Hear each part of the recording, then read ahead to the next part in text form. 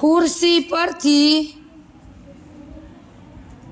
એમ જ મનમાં આવ્યું અને ખુરશી પરથી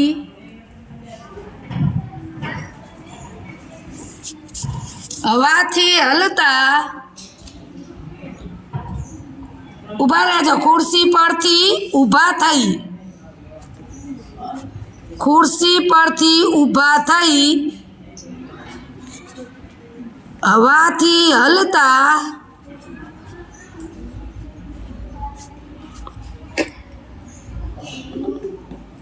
બારી પરના